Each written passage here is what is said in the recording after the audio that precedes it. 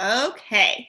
All right. Hey, everybody. It's Carissa and Megan here. This is our third video and probably final unless we think of something else or get some questions that maybe we need to do another video. But this one is all about how to follow up.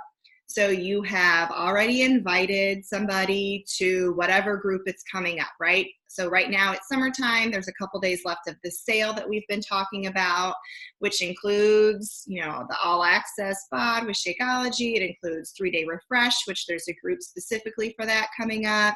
And of course our challenge group that's really ongoing, but a good time to start is always at the beginning of a month, or maybe right after the 4th, or maybe 3-day refresh leading into it. So several options. So you've already invited. Maybe they've had a few objections and now you kind of know how to handle those. Maybe you've even handled some of those. So at this point, maybe they have shown some kind of interest. So you're at some point in the conversation and it's kind of fizzled out, or they've even said, yes, it sounds great, but like maybe never followed through on actually, committing and placing that order or whatever. So you're at kind of a standstill.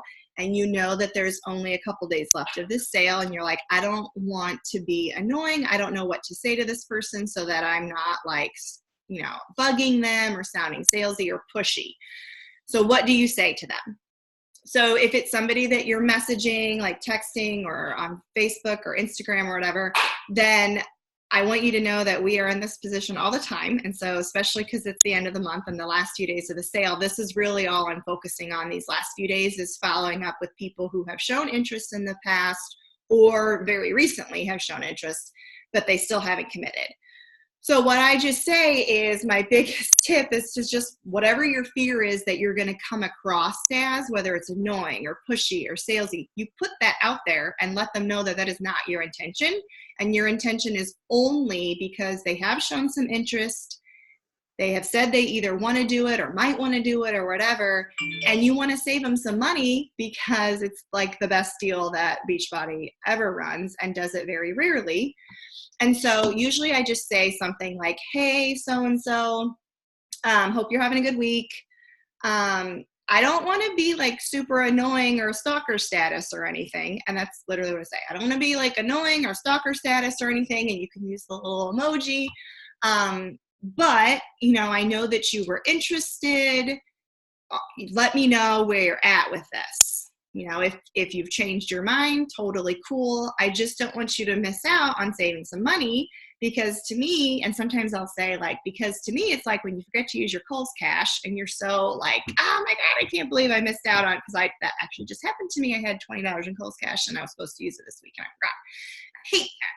They don't honor it anymore when it's expired, and they used to. So it's very much like that, right? Now, if you're not a Kohl's cash person, don't say that. But that's just an example of literally that's real life. And you miss out on something, maybe money was an objection before, and now that it's $20 off, they're like, oh, that is a really good deal, right? And they just forget. Life happens. Maybe they've even seen that message. That happens to me all the time. I'm out running errands. I see a message, and as soon as I click on it, it goes away because it's, not lit up anymore that it's a new message. And then you forget to go back to it. So many times. So then I just say, I just want to save you some money. So are you still interested? Let me know, right? So you have to ask them a question so that they have to respond. If they still don't respond to that, then I pretty much bless and release, let it go, right? It's maybe not good timing, or the answer is no. Now, maybe next month I'll follow up again. But at this point, I'm not going to every day send another message. But many times, and this is what I'm finding now, is they're like, oh my gosh, no, you're not annoying me. And yes, I appreciate it because I want to save money. Life happened, right? They're busy. They're working. It's summer. Maybe they were on vacation. Maybe they were at the ballpark till 11 o'clock last night or whatever, right? So when you put that fear out there, it's like calling out the elephant in the room of, this is not my intention. I really just want to save you money. You had shown some interest. This is not to somebody who has said no. You're not like, oh, but I really think you should do it, right? This is somebody who has said in the past, well, maybe, or yeah, or something. And you're just letting them know there's only, through Sunday, so 2 more days left. This is kind of like your last chance if you want to save some money. And that's it. then you see what they say from there. You have anything else, Megan? Or is that? Well, and I mean, I hope you guys take notes on that, because that is brilliant stuff. People are human. They open up messages, they forget. They forget to respond. People are human. They want to do something, but oh my gosh, my kid just got sick. Okay. They want to do something, but oh, they fell asleep while they were messaging you. That happens all the time. So we just need to give a little grace and follow up. And I used to be just like a one follow up, maybe two, especially if we were having a conversation. And I used to not hardly ever follow up with somebody that, like, if I sent an invite and they totally didn't respond at all, like just an invite and they didn't respond at all, I used to never follow up with those. But lately, when I follow up with, hey, didn't know if you, like, if I invite somebody and they didn't respond, but I remind them that I sent the message, like, hey, I don't know if you had a chance to see my message or not. Or if you're anything like me, you check a message and then forget to come back to it later. Did you happen to see the note I sent on Monday? That's usually 2 days. I usually message them 2 days later after that. Then we get conversations going from that. People are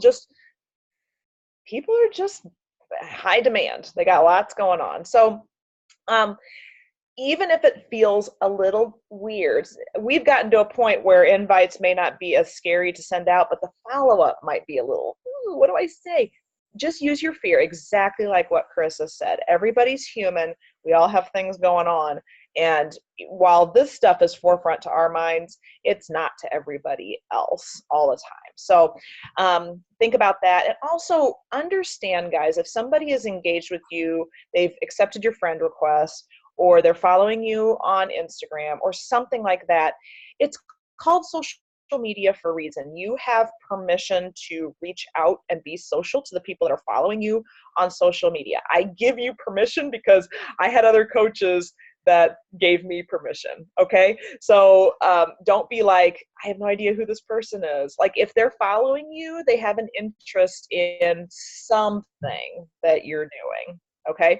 If you reach out to them and try to create a conversation, or you offer an invite to them and they don't respond, maybe they just need more time to get to know you on social media. But don't think that they're off limits. Okay. Don't consider people off limits.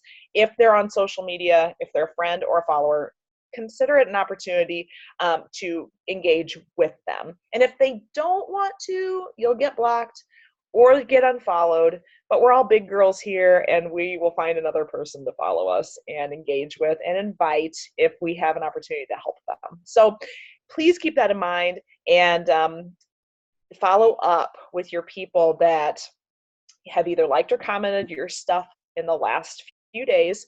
Follow up with your people that you have invited by just a breezy message talking about what your fear is, but wanting to make sure that you save them some money if they were interested. And follow up with the people that have had objections in the past, especially your money objections. Okay.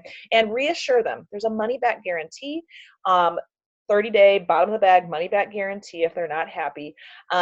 You're going to be supporting them, and this is just a really great time to hop in. Life still happens during the summertime. We do not expect perfection, but we know that your goals can be met in the summertime. So encourage them and be supportive of them. And if they say no, follow back with them and just say, I really appreciate you getting back to me, because then that might click something in their brain, like, oh, she appreciates the fact that I just sent her a little message saying no, even if it's like a brash no or a no thanks period. It makes it sound like, ooh, sorry about that. Just go back to a person, because you absolutely never know who's going to come back to you when their life situation changes 6 months down the road or a year from now. So just reply and say, thank you so much for getting back to me. I really appreciate you sending me a message back.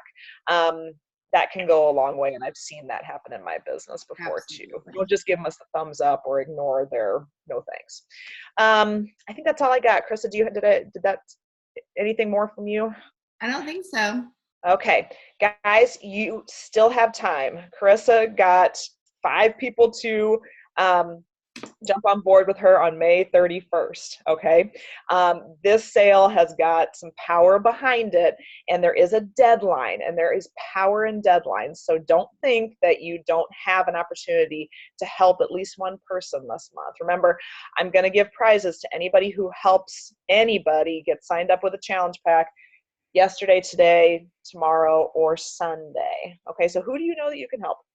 All right. We'll talk to y'all later.